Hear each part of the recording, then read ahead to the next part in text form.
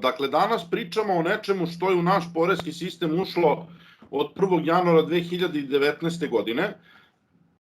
Dakle, radi se o dva poreska podsticaja u okviru Zakona o porezu na dobit pravnih lica i mi smo tu, dakle, ključna dva podsticaja, uz njega je donet u tom periodu još jedan, ali on nije toliko bitan za sadašnju našu raspravu. Dakle, mi ćemo se danas fokusirati na poreski podsticaj gde se priznaje uvećani odbitak za troškove istraživanja i razvoja. To je član 22g Zakona o porezu na dobit pravnih lica i izuzimanje kvalifikovanih prihoda iz osnovice poreza na dobit pravnih lica, dakle podsticaj koji je predviđen članom 25b Zakona o porezu na dobit pravnih lica. Inače, da bi vam dao jedan kraći istorijat cele ove priče, dakle 2018. godine je u Srbiji počelo da se intenzivno razgovara o suzbijanju pojave koja je uočena da je uzela puno maha, to je zloupotreba, dakle prikrivanje radnog odnosa kroz ugovaranje ugovora o delu sa preduzetnicima koji su plaćali porez na paušalno utvrđenu osnovicu. I već 2018. godine je pripremljeno ono što ćemo kasnije u naše zakonodavstvo uneti kao test samostalnosti, to je urađeno do duše godinu dana kasnije.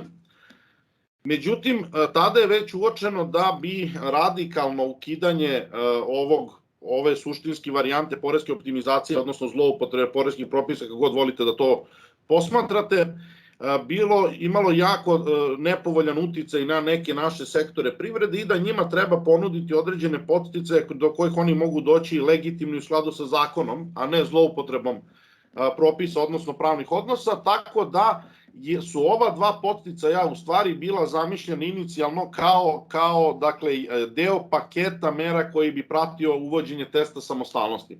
Međutim, kako je test samostalnosti pomeren za godinu dana, ova dva podsticaja su ušla samostalno, dakle, u naš pravni sistem. Oni su deo nečega što je vrlo prisutno u svetu, dakle, mnoge zemlje imaju ove podsticaje. Ono što je naša osobenost jeste da mi istovremeno pružamo oba. Dakle, vi ćete u svetu vrlo često videti da zemlje pružaju ili jedan ili drugi. Mi, kao što to rade Švajcarci ili Indijci ili Slovaci, u nekoj meri pružamo oba podsticaja istovremeno i između njih postoji određena interakcija o kojoj ću vam posle nešto govoriti. Ali ovo je čisto da znate odakle ovi podsticaji dolaze.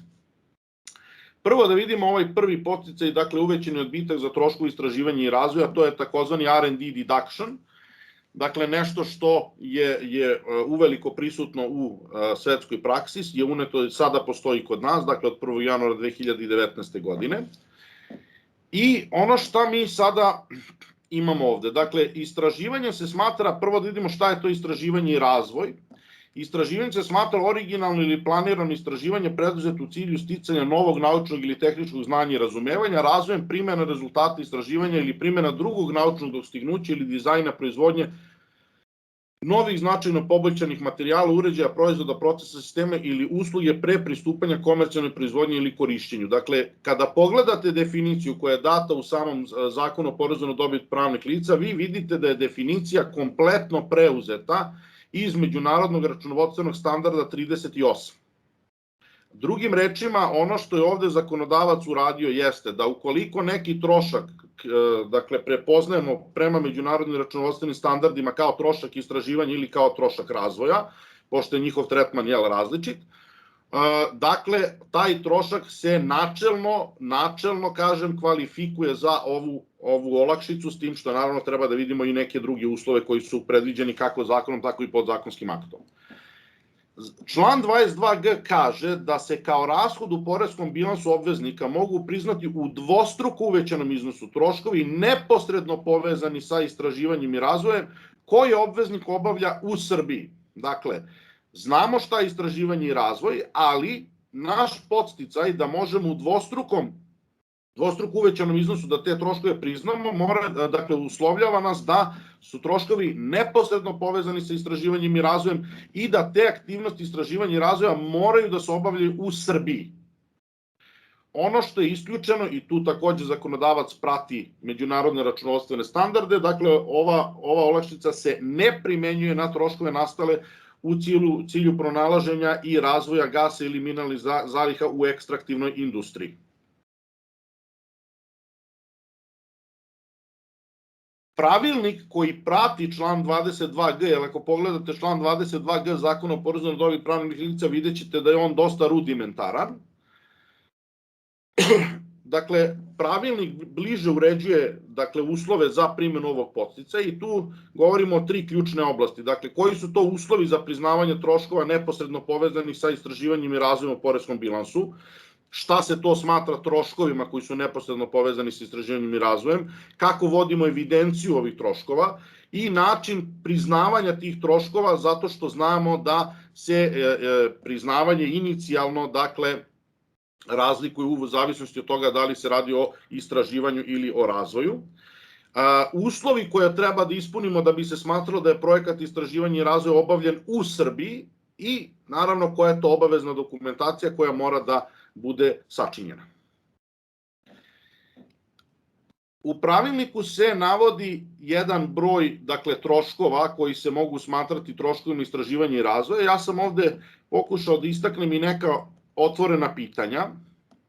Dakle, na prvom mestu tu su troškovi zarada zaposlenih koji su angažovani na poslovima istraživanja i razvoja, uključujući aktivnosti zaposlenih neposredno uključenih u identifikovanje i rešavanje tehničkih problema povezanih sa konkretnim projektom, aktivnosti povezani sa direktnim nadzorom sprovođenja projekta, aktivnosti podrške u vezi sa projektom, podešavanje opreme koja se koristi u svrhu istraživanja, upotreba mašina u svrhu proizvodnje prototipskih komponenata, asistiranje inženjerima prilikom isprobavanja novih proizvodnih procesa i sl. Jedno primjera radi otvoreno pitanje koje bi moralo da bude rešeno putem, na primjer, jednog mišljenja Ministarstva finansija, jeste šta radimo kada imamo lice koje jeste neposredno angažovano na poslovima istraživanja i razvoja, to se lice razboli i ono sada, odsustuje sa rada usled bolovanja, kakav je porez, da li se naknada zarade tokom ovog perioda može kvalifikovati za ovaj podsticaj. Zatim, troškovi materijala koji je u neposrednoj vezi sa istraživanjem i razvojem se takođe kvalifikuje za podsticaj, troškovi nabavke nematerijalnih sredstava kao i prava na korišćenje nematerijalne imovine koji su neposredno vezani za istraživanje i razvoj, nabavke nekretnina, postrojenja, opreme i bioloških sredstava koji se neposredno koriste za istraživanje i razvoj, troškovi zakupa nekretnina, postrojenja, opreme i bioloških sredstava koji se neposredno koriste za istraživanje i razvoj, troškovi nabavke stručnih mišljenja, savetodavnih usluga kao i prenosa posebnih znanja i veština pribavljenih za opet neposredne potrebe istraživanja i razvoja, osim usluga koje su pribavljene od povezanih lica, dakle one se ne mogu kvalifikovati za ovaj podsticaj, troškovi nastali za potrebe pravne zaštite prava intelektualne svojine, troškovi, pozajmica, pozajmljivanje koji nastaju po osnovu novčanih sredstava pozajmljenih isključivo radi finansiranja poslova istraživanja i razvoja i troškovi proizvodnih usluga pribavljenih za neposredne potrebe istraživanja i razvoja. Ova poslednja kategorija je dosta široka i o njoj treba voditi računa. Šta je to što ne može da se smatra troškovima koji su neposredno povezani sa troškovima istraživanja i razvoja? Prvo, to su troškovi prodaje, reklamiranje, promovisanje novog proizvoda ili usluge koji nastaju kao rezultat ulaganja u istraživanje i razvoj, administrativni i drugi opšti režijski troškovi koji se ne mogu dovesti u neposrednu vezu sa ulaganjima u istraživanje i razvoj, zarade viših linija rukovodstva koje nisu direktno uključene u realizaciju istraživačko-razvojnog projekta.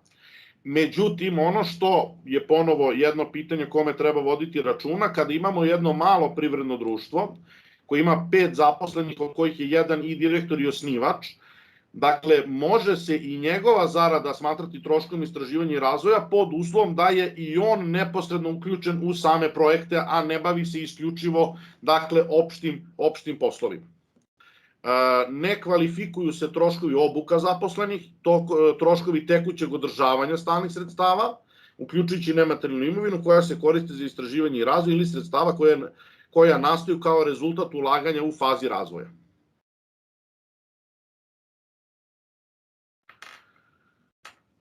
Kada govorimo o neposredno povezanim troškovima istraživanja i razvoja, njih možemo da podelimo u dve kategorije kad je u pitanju način priznavanja. Znači, prvo imamo troškove koji se priznaju kao rashod u bilansu uspeha, dakle koji se priznaju kao rashod u iznosima utvrđenim u bilansu uspeha u skladu sa računovodstvenim propisima, a potom se i dodatno iskazuju u poreskom bilansu u periodu u kome su nastali. To bi bili troškovi istraživanja i troškovi koji se priznaju kao imovina, stalna sredstva, oni se priznaju u poreskom bilansu u periodu u kome su sredstva nabavljena i to u iznosu njihove nabavne vrednosti. Isti tretman važi za naknadno ulaganje izvršeno na sredstvima koje su nastale kao rezultat istraživanja i razvoja, koje se priznaju kao rashod u poreskom bilansu u punom iznosu u poreskom periodu kada su ulaganja završena.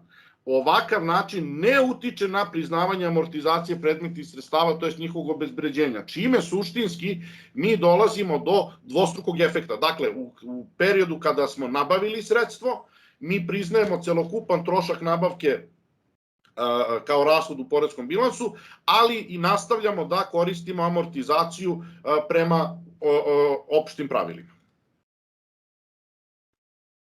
Ono što imamo kao jedno pravilo koje je važno jeste da, dakle, mi kada troškovi istraživanja i razvoja koji se iskazuju kao imovina obveznika, oni se priznaju srazmerno procentu korišćenja tog nabavljenog ili zakupljenog sredstva za svrhe istraživanja i razvoja. Sad, kada vi nešto nabavite i imate nameru da ga koristite u narednom periodu, dakle delom za aktivnosti istraživanja i razvoja, dakle vi morate procenat da opredelite u periodu kad ste sredstvo nabavili, odnosno uzeli u zakup. I dužni ste da to što ste opredelili u momentu nabavke primenjujete u periodu 10 godina za nepokretnosti, odnosno 5 godina za ostala sredstva. Ono što vam zakonodavac pruža jeste prostor za grešku od 20%. Dakle, dokle god ste pogrešili za 20%, vi nemate nikakvu obavezu bilo šta da promenite. Dakle, ono što ste opredelili na početku je u redu.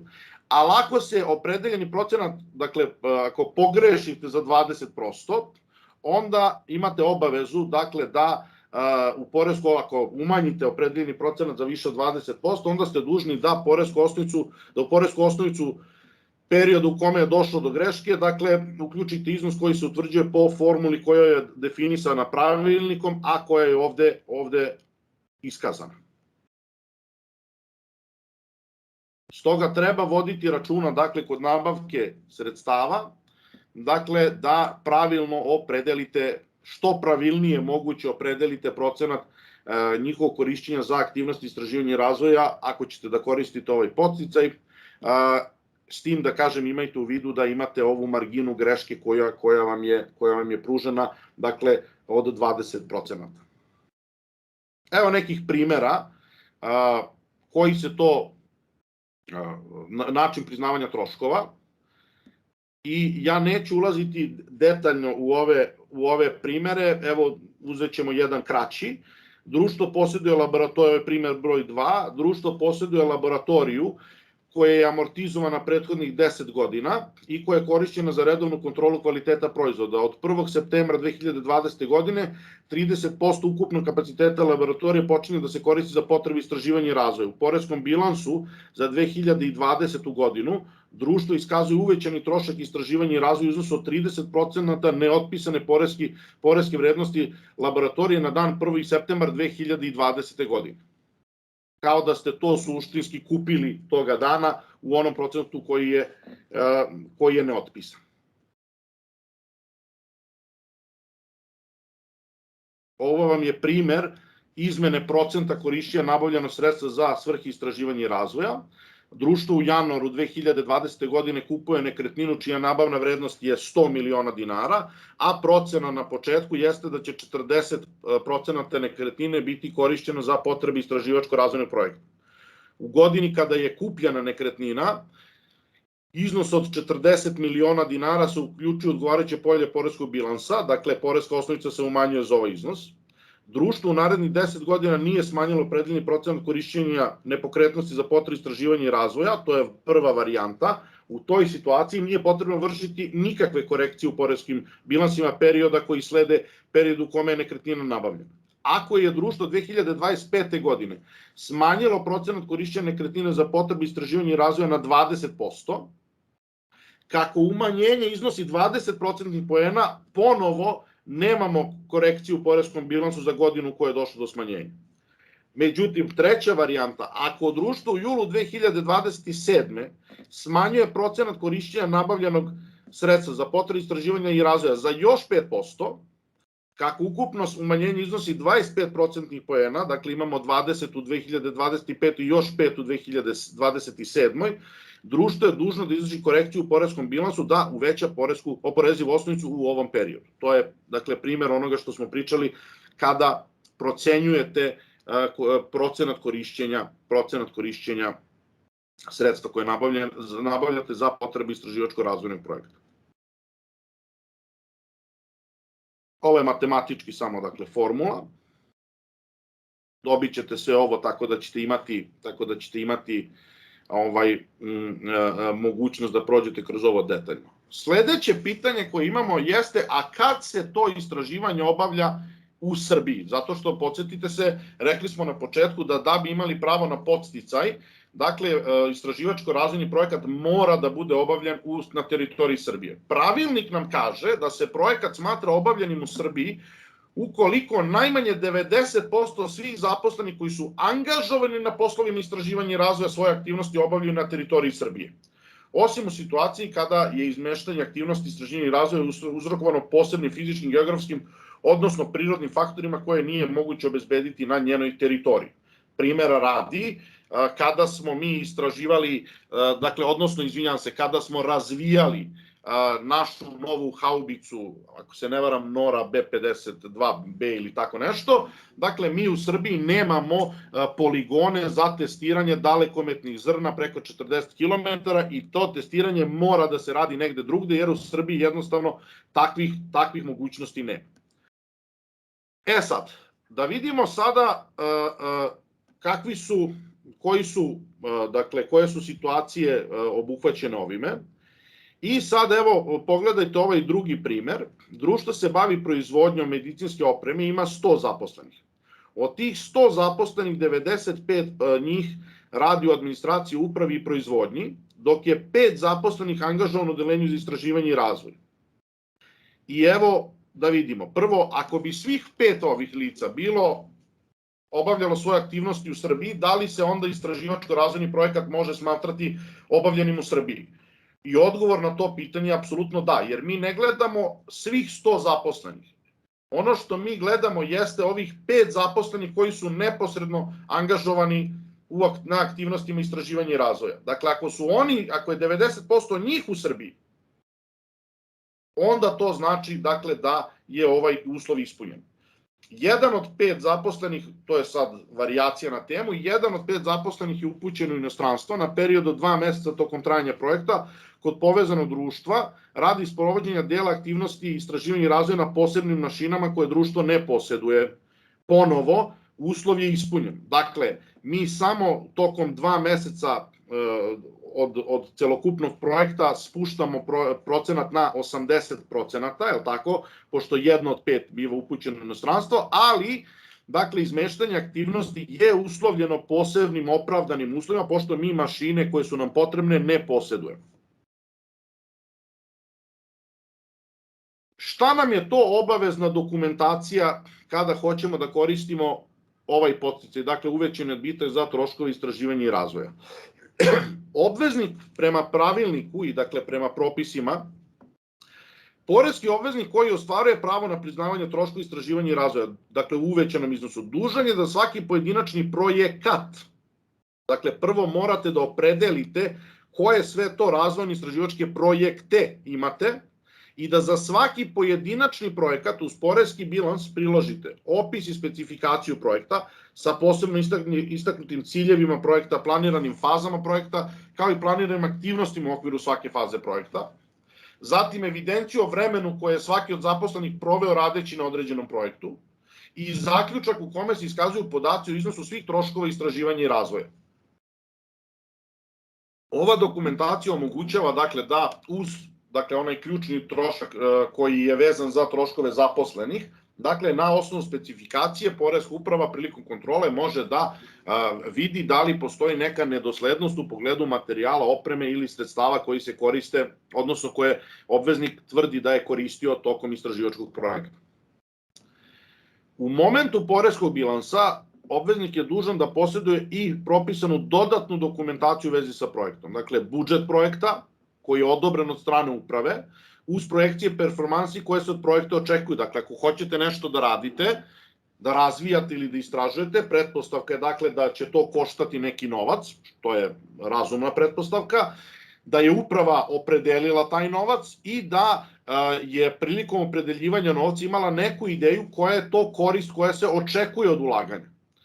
Koji je plan nabavke koji se odnosi na konkretan projekat, mišljenja stručnjaka koji su zaduženi za realizaciju projekta, dakle, da li su oni konsultovani, fakture koje pokazuju stvarnu vrednost sredstava i usluga nabavljenih za potrebe istraživanja i razvoja, ugovore sa trećim licima koji su angažovani na projektu i evidenciju o troškovima koja je propisana pravilnikom o troškovima istraživanja i razvoja. Ovo je, dakle, prvi podsticaj. Vodite računa, ono zašto će on biti verovatno dodatno značajan, jeste da i ova platforma predavanja koje smo sada započeli će biti korišćeni i za to.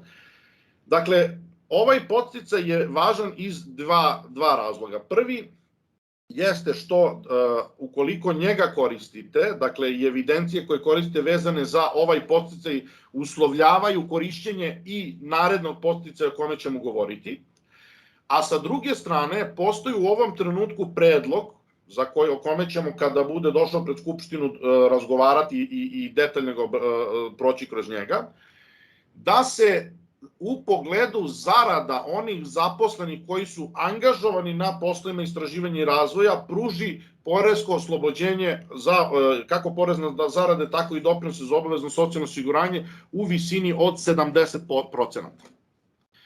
Gde će onda evidencije koje se vode za ovaj podsticaj u stvari poslužiti kao osnova i za taj predloženi podsticaj ukoliko on bude usvojen, a dosta su dobre šanse da do toga dođe. Ajmo sada da pređemo na sledeći podsticaj, to je izuzimanje kvalifikovanih prihoda iz osnovice poreza na dobit pravnih lica. Ovo je takozvani IP box, dakle kada propis, dakle podsticaj koji omogućava da se prihodi od kvalifikovanih oblika intelektualne svojine, odnosno kvalifikovani prihodi, oporezuju nižom poreskom stopom, efektivno. Šta podrazumeva ova poreska olakšica? Dakle, kvalifikovani prihod koji ostvari obveznik koji mora da bude nosilac autorskog ili srodnog prava.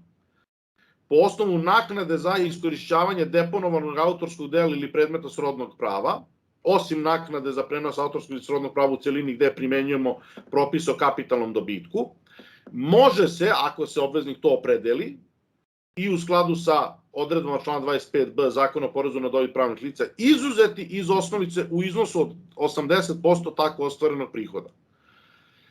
Kada to prevedete na jezik efektivne poreske stope, to znači da ako imamo obveznika Republike Srbije koji je vlasnik autorskog prava ili srodnog prava, pod uslovom, vodite računa, to ćemo kasnije videti, da je to autorsko pravo sam i stvorio, dakle da je to autorsko stvar, zato sam rekao da vodite računa o vezi između dva proizvoda, dakle da je taj proizvod posledica istraživanja i razvoja koje je vršeno u Srbiji, onda prihod koji ostvarujete po osnovu takvog autorskog dela ili predmeta srodnog prava, odnosno prava industrijske svojine, dobit koja se ostvaruje po osnovu dakle ovih prava se oporezuje efektivnom poreskom stopom od 3%. Dakle, ne 15, već efektivnih 3%, imajući u vidu da se tako ostvareni prihodi izuzimaju iz osnovice u iznosu od 80% ostvarenog prihoda, što znači da samo 20% prihoda potpada pod opštu stopu od 15%, što nas dovodi do efektivne od 3%. Ono što su uslovi koji moraju da budu ispunjeni jeste da se radi o deponovanom autorskom delu ili predmetu srodnog prava i to je delo ili predmet srodnog prava kako su ona definisana zakonom kojim se uređuju autorski i srodnog prava i koja su evidentirana deponovanjem u registar nadležnog organa. Olakšica se primenjuje i na prihode koje obveznik ostvari ako je nosilac ili podnosilac prijave u vezi sa pronalaskom po osnovu ustupanja prava u vezi sa pronalaskom uz naknadu po osnovu ugovora o licenciji, uključujući naknadu ostvarenu za prenos prava u vezi sa pronalaskom, a na osnovu zakona kojim se uređuju patenti, zato što autorska prava uređuje jedan zakon, a pronalaske, dakle patente uređuje drugi zakon. Uz ovaj podsticaj, uz zakonsku odredbu, donet je i detaljan pravilnik o načinu i uslovima, dakle o uslovima i načinu izuzimanja kvalifikovanih prihoda iz osnovice poreza na dobit pravnih lica. I taj pravilnik suštinski reguliše 3 ključna pitanja. Prvo, ostvarivanje prava na korišćenje olakšice, kako doći do iznosa obračuna kvalifikovanog prihoda i dokumentaciju koju obveznik mora da poseduje. Ovim pravilnikom se uvodi i OKP obrazac, dakle obrazac za obračun kvalifikovanih prihoda, koji svaki obveznik koji primenjuje ovu olakšicu mora da podnese uz poreski bilans za svako deponovano autorsko delo posebno. Kao što ste videli, mi kod prethodnog podsticaja, dakle kod uvećanog R&D odbitka, vodimo dokumentaciju po projektu, a ovde vodimo dokumentaciju, odnosno podnosimo OKP obrazac za svako deponovano autorsko delo posebno. Sad da vidimo koji su to uslovi za ostvarivanje prava na korišćenje ove olakšice. Svaki poreski obveznik koji je nosilac prava na deponovanom autorskom delu, dakle mora autorsko delo da bude u vašoj svojini, odnosno nosilac prava ili podnosilac prijave u vezi sa pronalaskom koji stvaraju prihode po osnovu naknade za iskorišćavanje ovakvog deponovanog autorskog dela, odnosno pronalaska, koji najkasnije do isteka poreskog perioda u kojem prvi put primenjuje član 25b deponuje kod nadležnog organa autorsko delo, odnosno podnese prijavu u vezi sa pronalaskom, ima pravo da koristi ovaj podsticaj. Dakle, strašno je važno da se ispuni ovaj formalni uslov, a to je da autorsko delo bude deponovano, odnosno da pronalazak bude prijavljen. I to da biste koristili podsticaj, ta prijava mora da bude učinjena najkasnije do isteka poreskog perioda u kome imate nameru da prvi put primenjujete član 25b. Deponovanim autorskim delom, odnosno predmetom srodnog prava za potrebe izuzimanja kvalifikovanog prihoda iz poreske osnovice smatraju se i sve prerade izvornog deponovanog autorskog dela koje nisu deponovane ako obveznik do isteka roka za podnošenje poreske prijave deponuje naknadnu preradu izvornog deponovanog autorskog dela, a da izvorno delo i sve njegove prerade, uključujući i poslednju deponovanu, sadrže karakteristične elemente izvornog deponovanog autorskog dela. Šta to znači? To znači sledeće. Kada vi, na primer, razvijate neku aplikaciju, vi tu aplikaciju ili neki softver, ta aplikacija i taj softver teorijski mogu da se menjaju svakoga dana. Strogo formalno posmatrano iz ugla autorskog prava, svaka nova izmena inicijalne aplikacije je novo autorsko delo i trebalo bi da bude deponovano. I sada imamo sledeći problem koji smo morali praktično da rešimo. Dakle, uzmimo situaciju u kojoj mi krajem poreskog perioda deponujemo aplikaciju verzija 1a. Međutim, sada, tokom vremena, mi imamo 543 verzije te aplikacije. Sad, da li to znači da smo mi morali da idemo da registrujemo svaku od ovih aplikacija, da podnesemo 543 prijave? To bi bilo suludo veliko opterećenje, a u ovom slučaju mogao bi da bude i značajan trošak. Stoga, ono što zakonodavac kaže jeste, dakle, ne moraš da bi koristio ovaj podsticaj, ti ne moraš da deponuješ svaku izmenu. Bitno je da deponuješ poslednju do isteka roka za podnošenje prijave, dakle do 30. juna, i tim deponovanjem biće pokrivene sve one izmene koje su se desile od inicijalnog deponovanja do te poslednje verzije. Dakle, obuhvaćeno je sve ono što se između toga desilo, a nije deponovano. U slučaju pronalazaka, dakle, gde se primenjuju pravilo o patentima, gubi se pravo na izuzimanje kvalifikovanog prihoda počev od poreskog perioda u kome je prijava odbijena. Imajte u vidu, ovde se dakle pravo ostvaruje od dana prijave. Gubi se pravo, zašto? Zato što je patentna zaštita i zaštita autorskih prava različita, tako da suštinski je kod patenata nađeno kompromisno rešenje da, imajući u vidu dužinu trajanja postupka odobravanja patenata, dakle vi u toj situaciji biste morali jako puno da čekate da ostvarite pravo na podsticaj i vrlo je upitno onda šta će se desiti, tako da je dato pravo da se koristi od momenta prijave, a ukoliko se prijava odbije naknadno, onda mora i gubite pravo na izuzimanje kvalifikovanog prihoda i da naravno vratite onaj novac koji ste koristili po osnovu ovog podsticaja kroz uvećanje za ukupan iznos umanjenja iz prethodnih perioda u kome je odbijena prijava. Sad, da vidimo kako se to obračunavaju kvalifikovani prihodi i šta su to kvalifikovani prihodi. I zašto mi uopšte imamo ova komplikovana pravila. Naime, mi ova komplikovana pravila moramo da imamo. Sad ću da vam objasnim zbog čega. Dakle, ranije se dešavalo sledeća situacija. Primera radi, uzmimo da mi hoćemo da privučemo, jedna nama susedna država je ovo radila, uzmimo da mi hoćemo da privučemo, na primer, televizijsku industriju. Mi hoćemo, primjer radi, da vlasnici prava na prenos televizijskih serija i filmova lociraju sebe u Srbiji. I mi onda kažemo sledeće. Prihod koji ostvaruješ po osnovu deponovanog autorskog dela se izuzima iz poreske osnovice ili mu dajemo neku posebnu, dakle izuzima se 80% ili 100%, ali dozvoljavamo da je to autorsko delo bilo koje autorsko delo. I onda imamo sledeću situaciju. Napravimo seriju u Americi,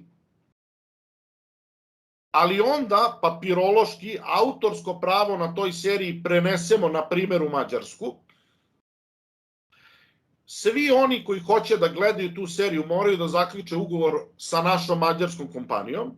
Ona ubira prihode od prava na prenos, pri čemu se ti prihodi u njoj ne oporezuju. Slično možemo da pravimo transakcije sa softverom, možemo da radimo i sa zaštićenim patentima i pronalascima, i zemlje koje su imale pravila vezano za ovo, dakle nije samo Mađarska, ali tu je bio Luksemburg, Kipar, tu su Belgija, dakle razne zemlje su imale pravila koja su suštinski omogućavala da vi intelektualnu svojinu stvorite u jednoj zemlji, a onda da je papirološki putem kupoprodajnih ugovora ili ulaganju kapital privrednog društva izmestite u neku poreski povoljniju jurisdikciju.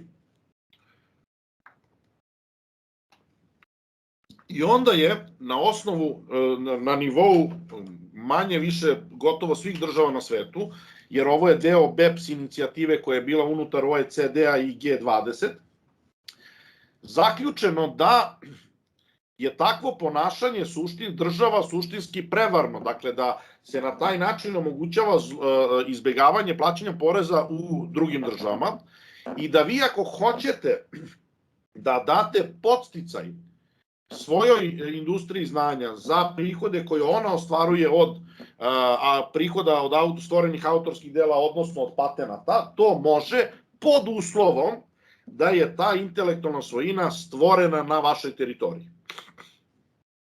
Drugim rečima, dakle, vi možete da koristite podsticaj, ali to može da se odnosi samo i jedino u odnosu na onu intelektualnu svojinu, odnosno onu industrijsku svojinu koju ste vi u Srbiji stvorili.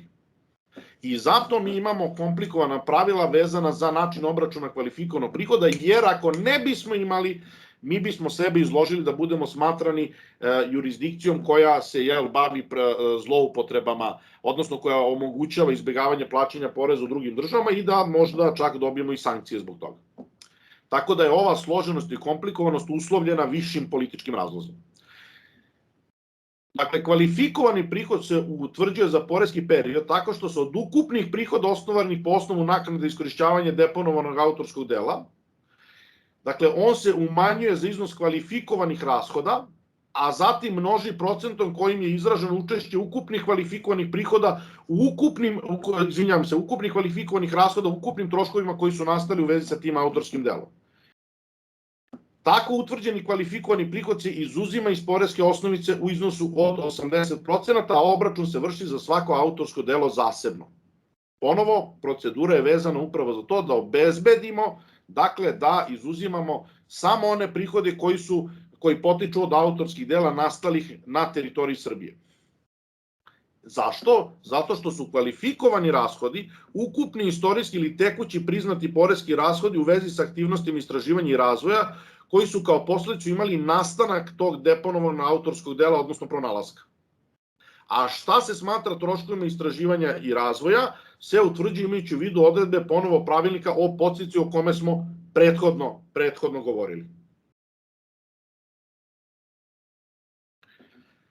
Ako je iznos kvalifikovanog rashoda u prvom poreskom periodu veći od iznosa ukupnih prihoda, što vrlo lako može da se desi, ukupan prihod se umanjuje do vrednosti 0, a u drugom i svakom narednom poreskom periodu će iznos kvalifikovanih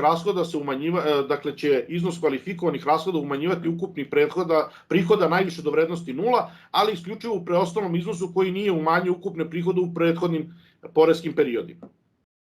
Suštinski ovde može da dođe do pomeranja korišćenja pogodnosti po osnovu ovog perioda.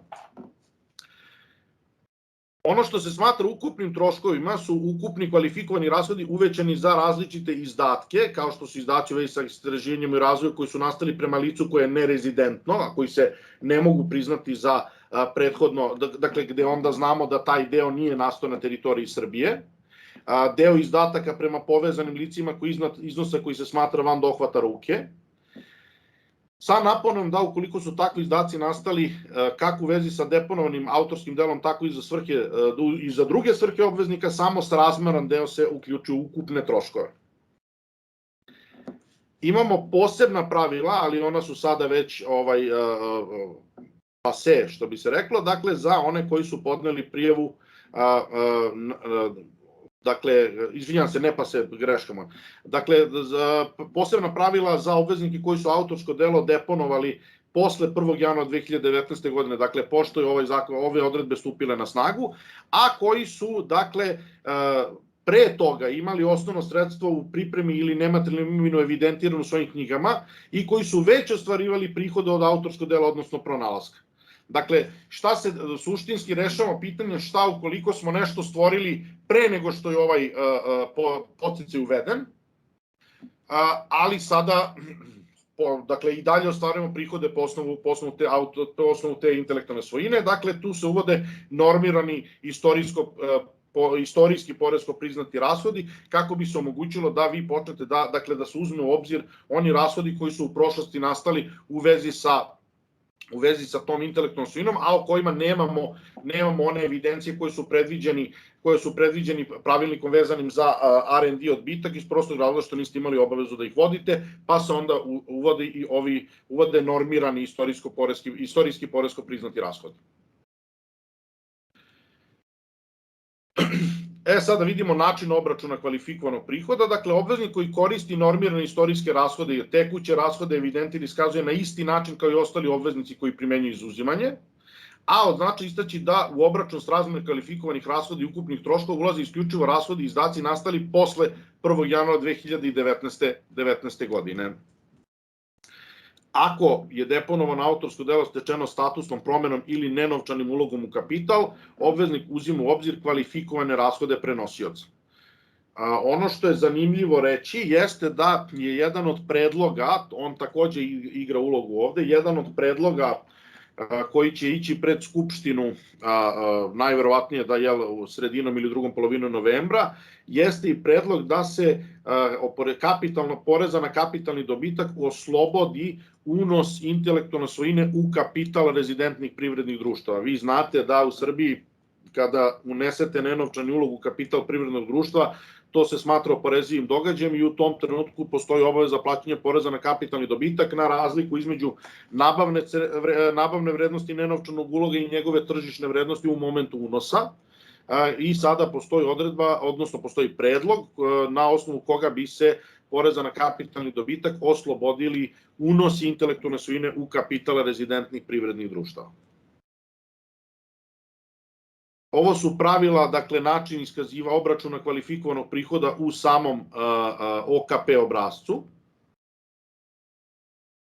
Ja sad neću ulaziti u detalje toga zarad vremena, ali možete ovde videti na koji način se oni unose. I da vidimo neki primer. Uzmimo situaciju da je autorsko delo nastalo u 2019. godini, da je ukupni prihod od iskorišćavanja autorskog dela u 2019. godini 2000 dinara, a ukupni rashodi, kvalifikovani rashodi u vezi sa autorskim delom u 2019. godini 2200 dinara. Imali smo rashod prema nerezidentnom pravnom licu u vezi sa ovime od 400 dinara, a ukupni prihod od iskorišćavanja autorskog dela u 2020. godini će da skoči na 3000 dinara. Ukupni rashodi kvalifikovani u vezi sa autorskim delom u 2020. godini je 300 dinara, a izdaci prema nerezidentnom pravnom licu u 2020. godini nam je 0 dinara. I pogledajmo sada da vidimo OKP obrazac za 2019. godinu. Imamo prihod ostvaren po osnovu naknade 2000, kvalifikovane rashode 2200 dinara, ukupni tekući poresko priznati rashodi 2200 dinara, učešće ukupnih kvalifikovanih rashoda u ukupnim troškovima je 85, iznos ukupnih kvalifikovanih rashoda 2200, ukupni troškovi, dakle 400, smo imali 400 rashoda prema nerezidentu, iznos izdataka, dakle je prema nerezidentu 400, zato su nam ukupni troškovi 2600, i mi u ovom periodu nećemo imati kvalifikovane prihode u 2019. godini, zato što, podsjetimo se, su nam kvalifikovani rashodi veći od kvalifikovanih prihoda. Sada u 2020. godini nama je prihod ostvaren po osnovu naknade za iskorišćavanje deponovanog autorskog dela 3000, iznos kvalifikovanih rashoda za koje se umanjuje prihod ostvaren u poreskom periodu je 400, ukupan istorijsko priznati rashodi su 2200, od toga nam je ukupan istorijski priznati prihodi su 2000, znači imamo još 200 iz prethodnog perioda rashoda koje povlačimo, učešće ukupnih kvalifikovanih prihoda u ukupnim troškovima 86 i na kraju kada pogledate matematiku vidjet ćete da dolazimo do kvalifikovanog prihoda koji se izuzima iz poreske osnovice 1783 dinara. Naravno, kako se bude menja kroz godine, dakle kako budemo istrošili kvalifikovane rashode, potrošili ih u ukupnom iznosu, tako će se i vrednost kvalifikovanih rashoda procentalno posmatrano će rasti. I ovdje imate još neke primere upravo vezane za to, dakle kroz koje možete kasnije proći samostalno. Šta je to obavezna dokumentacija? Dokumentacija mora da se priprema zasebno za svako autorsko delo, odnosno pronalazak, za koji želite da primenite ovaj podsticaj i to morate imati u svakom poreskom periodu u kojem koristite pravo na izuzimanje. Dakle, prvi deo dokumentacije mora da ima, ono što mora da sadrži jeste potvrda nadležnog organa za zaštitu i registraciju autorskih dela i pronalazaka. Dakle, morate da potvrdite da ste deponovali autorsko delo, odnosno prijavili pronalazak. Onda morate da imate ugovor i račun u vezi sa davanjem tog autorskog dela, odnosno pronalaska na korišćenje, licence, od kojih ostvarujete prihode. ugovori i druge dokumentacije u vezi sa kvalifikovanim rashodima i ukupnim troškovima, što najlakše vadite iz dokumentacije koju ste već pripremali vezano za podsticaj, prethodni podsticaj vezan za dvostruko priznavanje troškova istraživanja i razvoja. A pored toga dužni ste da posjedujete i sledeće. Dakle, evidenciju prihoda koje ste ostvarili po osnovu naknade za iskorišćavanje deponovanog autorskog dela, odnosno po osnovu ustupanja prava u vezi sa pronalaskom. Nju je potrebno mapirati prema poslovnim knjigama, odnosno naznačiti na kojim računima su takvi prihodi evidentirani. Evidenciju ukupnih troškova u vezi sa aktivnostima istraživanja i razvoja koje su rezultirale nastankom deponovanog autorskog dela, odnosno pronalaska, a u kojoj je potrebno naznačiti koji se deo troškova smatra kvalifikovanim rashodom, što je opet potrebno mapirati prema poslovnim knjigama, odnosno naznačiti na kojim računima su takvi troškovi evidentirani. S tim da, ukoliko koristite normirane iznose kvalifikovanih rashoda, niste dužni da posjedujete dokumentaciju za iznos normiranih kvalifikovanih rashoda, zato što su vam tu dati normirani, pa ne morate ni da dokazujete. Ovu dokumentaciju morate da pripremite i posjedujete u momentu podnošenja poreske prijave, a ona se dostavlja nadležnom poreskom organu na zahtev, dakle ne podnosi se uz poreski bilans. Ono što pre nego što pređemo na tumačenja naših nadležnih organa, što je važno prepoznati, jeste veza između ova dva podsticaja. Naime, veza je sledeća. Dakle, ono što i gde se ovde nalazi vrlo izražen potencijal za poresku optimizaciju, i to potpuno legitimnu i potpuno legalnu poresku optimizaciju. Naime, uzmimo da ste vi start-up koji sada počinje, dakle novoosnovano inovativno privredno društvo, ne morate ni da budete čak inovativno da biste ovo koristili, ali dakle uzmimo da ste vi start-up koji počinje da razvija, na primer, novu formulu za preradu metana u poljoprivredi. Prva stvar koja ovde mora da se uzme u obzir jeste da kada počnete sa istraživanjem, istraživanje po pravilu će samo nekad dovesti do uspeha. Istraživanje je vrlo često potpuno neuspešno. Podsticaj vezan za dvostruko priznavanje troškova istraživanja i razvoj ni na koji način od vas ne traži da vaše istraživanje bude uspešno. I vi na njega imate pravo i u slučaju potpuno neuspešnog istraživanja. Onda kada dođe, dakle i dalje priznajete dvostruko uvećane rashode i po osnovu neuspešnog istraživanja. Onda kada dođete do uspešnog istraživanja, kada istraživanje bude uspešno, kada vi dođete do nove intelektualne svojine, novog patenta, novog autorskog dela, vi ga deponujete, štitite i zatim na osnovu licencnih ugovora počinjete da ostvarujete prihode po ovom osnovu. Formula vezana za kvalifikovane rashode i kvalifikovane prihode suštinski vodi ka tome da vam prihod koji ste ostvarili po osnovu, dakle, uspešnog istraživanja, da vam poresko opterećenje svede na 3%.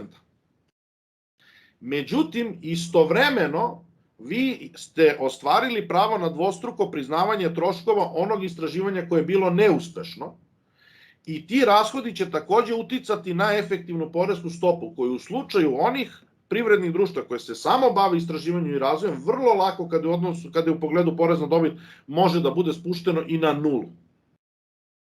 Interakcijom između ova dva poreska podsticaja. Ono što je naravno jako bitno jeste da se za potrebe njihovog korišćenja, ono što kod nas ne postoji dobra tradicija, jeste da se jako vodi računa o kvalitetnom administriranju ovog podsticaja, odnosno o kvalitetnoj pripremi dokumentacije.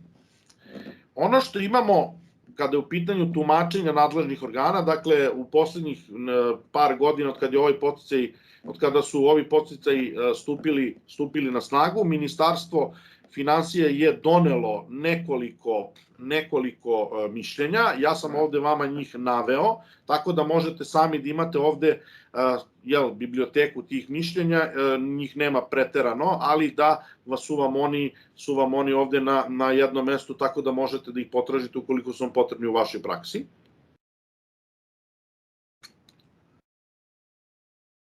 Ono šta je jako bitno vezano za za primjenu ovih podsticaja, šta je iskustvo pokazalo? Dakle, prvo, suštinski kada gledamo, primjena ovih podsticaja ne zahteva sofisticirane i kompleksne sisteme finansijskog izveštavanja. Dakle, mi smo videli da su ovi podsticaji u praksi primenjivani od strane obveznika iz najrazličitijih sektora, od računarskog programiranja, izrade digitalnih udžbenika i igara, proizvodnje poljoprivrednih proizvoda, proizvodnje plastičnih masa. Dakle, mi imamo ovaj podsticaj da je korišćen od IT sektora do poljoprivrede u praksi. I da je ovaj podsticaj, dakle, omogućio značajne uštede kod određenog broja obveznika, a da su neki obveznici generisali poreske gubitke, pri čemu su mogli, dakle, pri čemu su time stvorili poreska sredstva koje mogu da prenose za naredne poreske periode. Ono što je jako bitno, ovo se fundamentalno javlja kao problem u našoj IT industriji, jeste da dakle, vi nemate pravo ni na jedan, ni na drugi podsticaj ukoliko se bavite uslužnom delatnošću.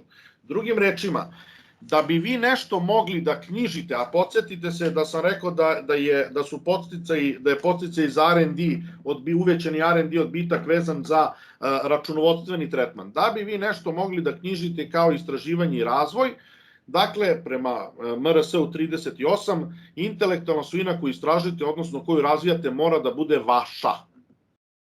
Dakle, ukoliko vi samo pružate uslugu u odnosu na nečije tuđe istraživanje i razvoj, u odnosu na nečiji tuđi intelektualni proizvod, vi jednostavno nemate troškove istraživanja i razvoja i nemate pravo na ovaj podsticaj. To je prva stavka.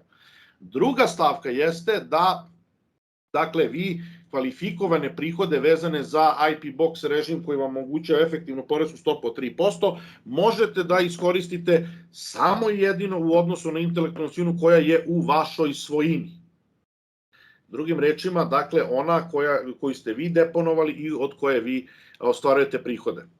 Naravno, ovde sada postoje različiti modaliteti koji mogu da budu iskorišćeni, ali, dakle, servisni model, kažem, koji je vrlo prisutan u našem IT sektoru, jednostavno ne može da se kvalifikuje za ovaj podsticaj i mora da promeni svoj biznis model na vlasništvo nad intelektualnom svojinom. Potpuno je u redu da ta intelektualna svojina kasnije bude prodavana, ali ona inicijalno mora da bude u vlasništvu obveznika koji hoće da koristi pravo na ova dva podsticaja. Naravno, ono što jeste izazov, ali taj izazov je uvek u prvoj godini najveći, i ako se temelji postave kvalitetno, vrlo slično iskustvima iz oblasti primene transfernih cena, gde kasnije to postane jedan dosta uobičajeni compliance zadatak. Dakle, potrebno je postaviti kvalitetan okvir za primjenu podsticaja u prvoj godini i naknadno onda to relativno lako može dalje da se administrira.